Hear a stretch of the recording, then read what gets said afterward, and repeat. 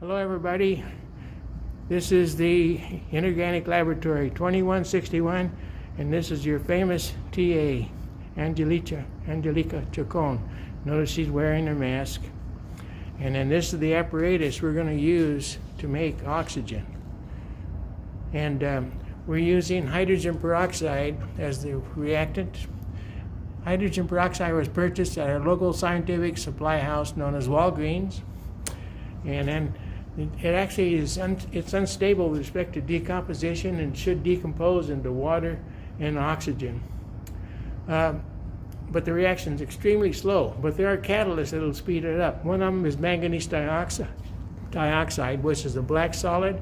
I put a white paper under there so you can see it, the black solid.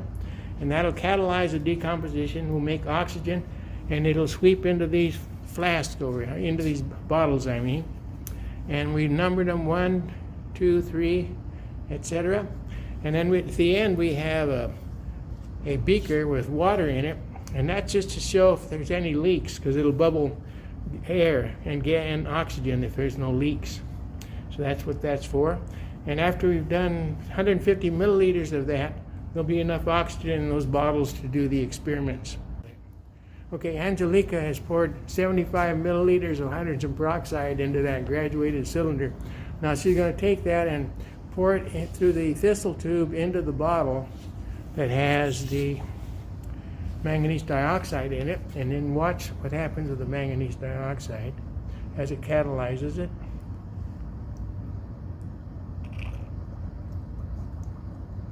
See any evidence of bubbling? Look over here. The reaction is going.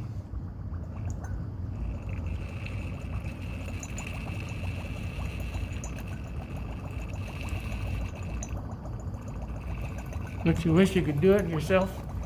Yes.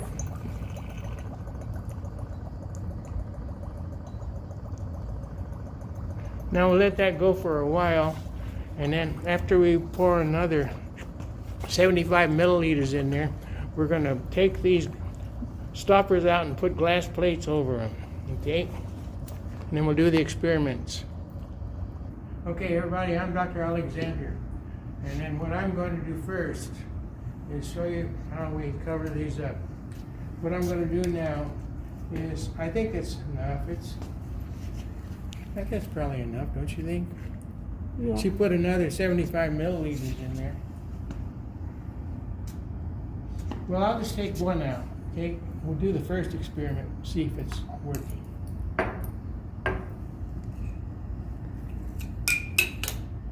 Okay, now that should be oxygen in there, right?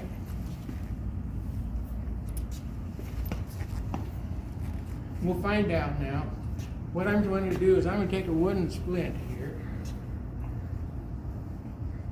And these are actually bought at our scientific supply house known as Starbucks coffee. And they make better ones than they do in the scientific companies. And then what I'm going to do is take a lighter here.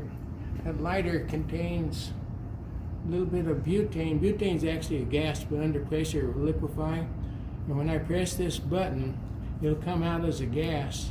And then when I turn this wheel, it'll shoot a spark into it, and we should get something known as fire. That's called fire. Okay, now I'm going to light the wooden splint. And we're going to try to demonstrate that oxygen supports combustion much better than air does. Because this is burning because of the air in it, right? So I'm going to blow it out. Can you see it's glowing? Now watch what happens when I stick it in here. Did you see that?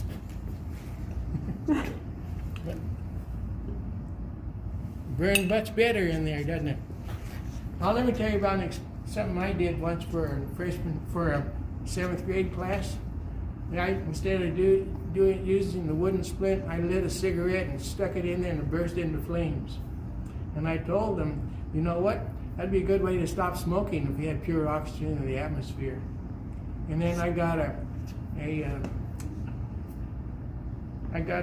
letter from the student in that class, and he said, I wish we had pure oxygen in the atmosphere so my daddy would stop smoking. That's a true story, too. Okay, now in the next part, we were supposed to take a birthday candle and stick it into a rubber stopper, and then take this bottle of oxygen and stick it on the rubber stopper, and you can see how much better the candle would burn. But I didn't have a birthday candle. I just got a regular candle. You see the regular candle's burning there? And what I'm going to do is I'm going to put the oxygen over there and see if it burns better. You think it's going to? I think it is. You see how much brighter it is? Now, candle wax is a hydrocarbon, solid hydrocarbon. Look at that.